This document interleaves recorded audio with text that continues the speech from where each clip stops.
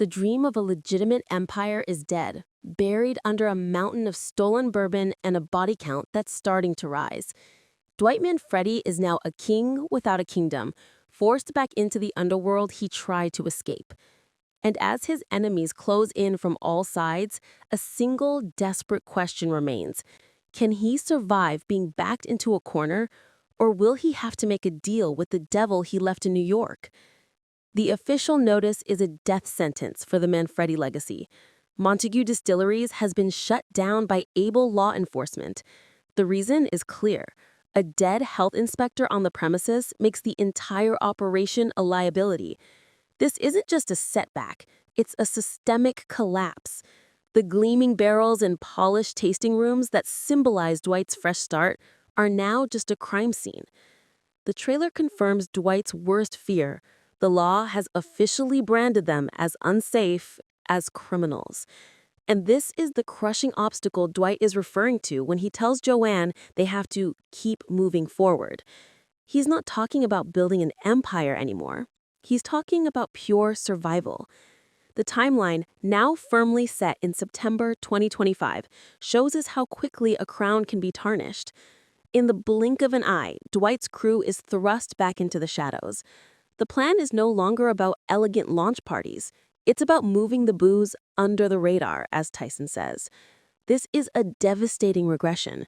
They've gone from respected businessmen to bootleggers in a single tragic night. The irony is thick enough to taste. Just last episode, Bevacqua defended Dwight's business to Vince, insisting it was a legitimate enterprise, not a racket. Now it has become the very definition of one. Every case of bourbon they sneak out of the warehouse is no longer a product, it's contraband, and every delivery is a potential felony stop waiting to happen. This desperate shift underground creates a domino effect of crime that will be nearly impossible to contain. Bootlegging the bourbon means they'll be selling it for a fraction of its $150 million value, hemorrhaging money with every case. Then comes the next problem. What to do with the cash? Illegally earned money can't just be deposited. They'll be forced to launder it, likely through the Bread Tub Buck Saloon, turning one crime into two. This is the toxic spiral of the criminal life that Dwight knew all too well, the very life he wanted to leave behind for his crew. And the trailer gives us a chilling visual of the consequences. A biker cop pulling over a car. It's highly likely this is one of Dwight's crew, caught with a trunk full of illegal whiskey. This isn't the dramatic confrontation with a rival gang. It's a mundane, bureaucratic end, getting locked up for a traffic violation that unveils a much larger operation. The stakes have been lowered from mob wars to parole violations, but the prison time is just as real. Dwight is watching his entire carefully constructed house of cards tremble, not from a powerful gust, but from the slow, steady drip of legal pressure and operational failures. He's being forced to play a small-time game, just when his enemies are thinking bigger than ever. While Dwight battles to save his business, a more intimate and terrifying drama is unfolding with his closest ally. The trailer delivers a gut punch with Goody's worried question to Dwight. Bevacqua never made it home. Things get hot? This refers directly to the end of the last episode, where Bev confronted Dwight about his secretive behavior, only to be snatched off the street by SUVs full of armed men. Now we see the grim result. Bevacqua sitting in a sterile, familiar-looking holding cell. This is almost certainly the same interrogation room where Agent Musso first broke Dwight.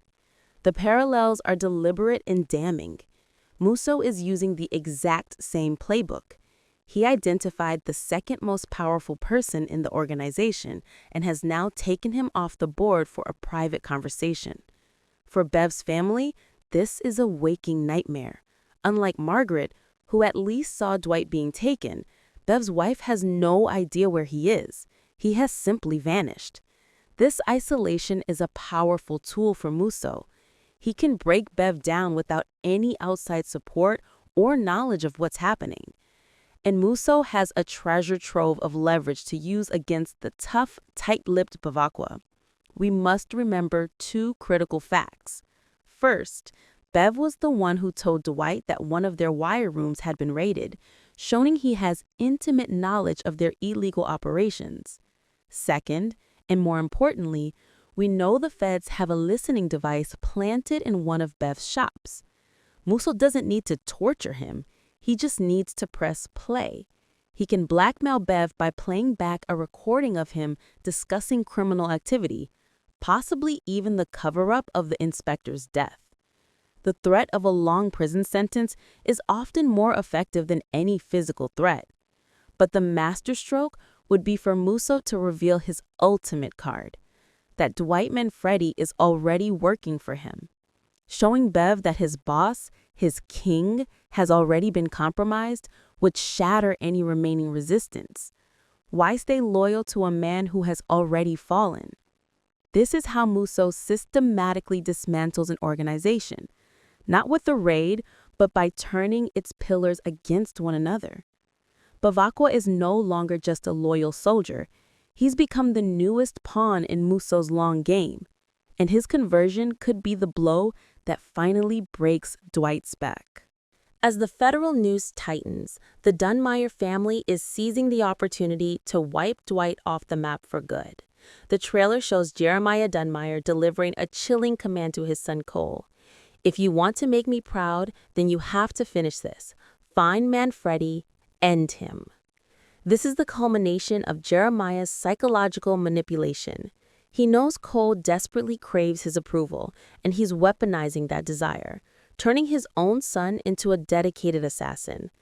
This isn't just business for Cole anymore. It's a twisted quest for his father's love. And Cole, eager to prove himself, takes the command to heart with terrifying results. The trailer explodes into chaos with the scene of Cole and his men shooting up a diner. It's a brazen, public attack that shows how emboldened and reckless the Dunmiers have become. While we can't see Dwight in the fray, we see Tyson there, desperately flipping over a table for cover and returning fire. This suggests Tyson was at a meeting, perhaps to arrange an off-the-books bourbon sale, when Cole tracked them down. The violence is no longer confined to back alleys and warehouses. It's spilling into everyday life, putting everyone in the crew at immediate risk. The war is escalating on multiple fronts, and it seems Dwight's crew is starting to fight back without waiting for orders. The trailer shows two other key moments of aggression. We see Bigfoot knocking someone out at a gas station, a clear act of retaliation. More significantly, we see Mitch and Cleo launching their own offensive, attacking two men at what appears to be a Dunmier distillery, with Cleo potentially stabbing one of them. This is a massive and dangerous escalation. We've already seen the catastrophic consequences of crew members acting unilaterally. Bigfoot's decision to kill the inspector destroyed their entire legitimate business.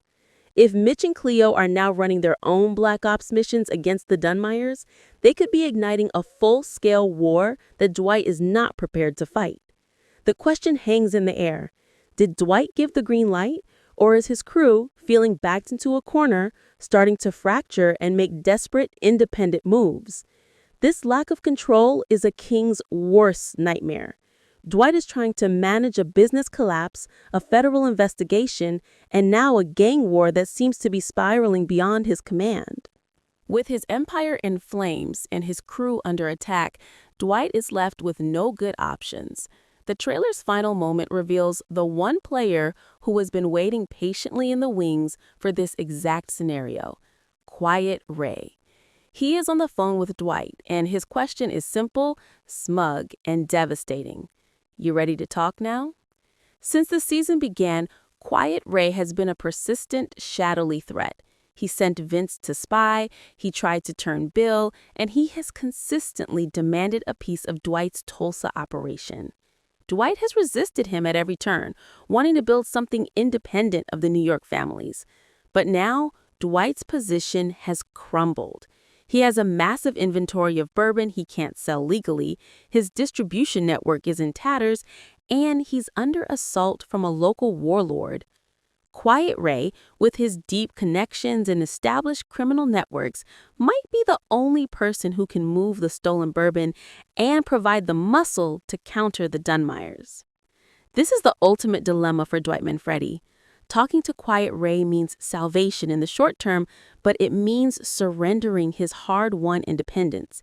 He would be admitting that he couldn't make it on his own and effectively becoming a lieutenant in his own city, answering to New York once again. All the blood, sweat, and sacrifice he poured into building something for himself and his crew would be for nothing. It would be a total victory for the old ways and a personal defeat for Dwight. Yet, what other choice does he have? The federal government has his phone tapped and is arresting his captains. The Dunmiers are hunting him in the streets. His business is shuttered. The walls are not just closing in, they have him surrounded. The question of episode 6 is no longer about who betrayed Bill, but what price is Dwight Manfredi willing to pay to survive? Will he sacrifice his kingdom to save his life? Quiet Ray is now holding the key to his cage, and the cost of freedom might be Dwight's soul.